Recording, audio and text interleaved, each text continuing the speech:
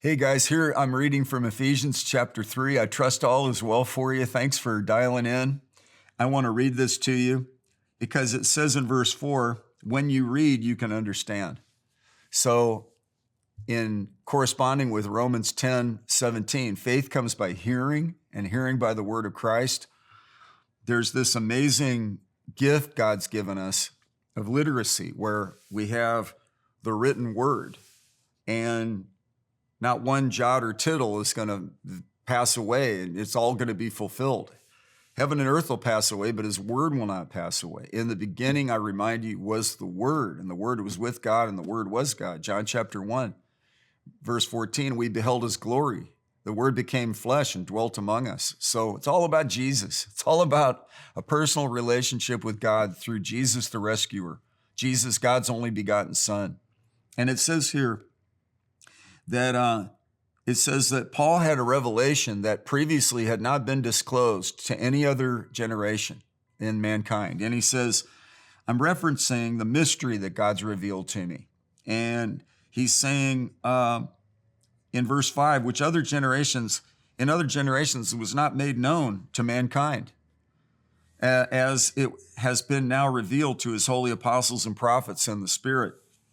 To be specific, that the Gentiles are fellow heirs and fellow members of the body and fellow partakers of the promise in Christ Jesus through the gospel.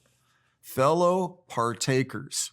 I remember I was watching a black and white movie, and a butler with a tuxedo on he had a white towel over his arm, and he had a tray of hors d'oeuvres, and he was walking through this. I mean, it might have been a 1930s movie, and everybody was all fashionable in a sort of a festive party setting. And he walked up and he said, would you care to partake in some of the hors d'oeuvres, And partake entered into my vocabulary. What is partake? And, do you want some of these? You could have this. And to partake is the root word for participation or a part. You want a part of this? Do you want to be part of this? And this is the beauty of this verse. He's saying, for so long, that which was exclusive to the Jewish people has now spread out and spilled over and is now available to every nation, every tribe, every tongue, every dialect, every people group. Both genders, all ages, all generations. Some floodgate of blessing has opened. The cat is out of the bag. This is a new beginning. This is a new covenant inaugurated on better promises. This is no longer cordoned off and exclusive to a very small segment. Now it's spilled over and is available to all. In fact, for God so loved the world that he gave his only begotten son, that whosoever believes in him will not perish, but will have everlasting life. God didn't send his son into the world to condemn the world, but that the world might be saved through him. Saved from sin, the problem that separates us from God. Therefore, saved from separation from God. Brought into righteousness, therefore saved into a relationship with God. Previously blocked and hindered by our own sin, now open and receptive. I was listening to Bob Dylan in an interview from the 1980s, and he had recorded We Are the World.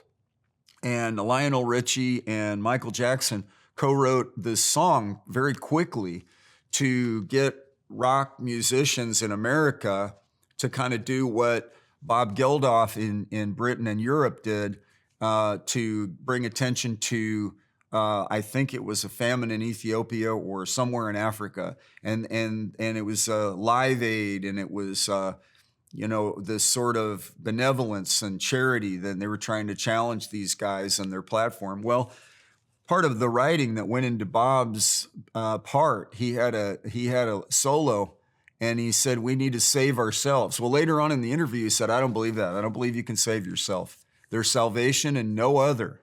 For there's no other name under heaven given among men whereby we must be saved. And Paul is saying, you guys, you Ephesians, you guys that were not Jewish, you guys that were in idolatry, you had little idols and candles lit and running around in your thing, there's hope for you. The God of Abraham, Isaac, and Jacob has sent his son Jesus, and God was in Christ reconciling the world to himself, not counting their trespasses against them.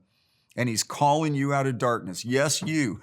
And this is the good news. This is what Paul said, that when you read, you may understand. So stay in the Word, make the good news your central theme. Stay out of pessimism, stay out of negativity. Don't take the bait of a lesser battle. Our battle is the Lord's, and we wrestle not against flesh and blood, and we fight the good fight of faith. God bless you.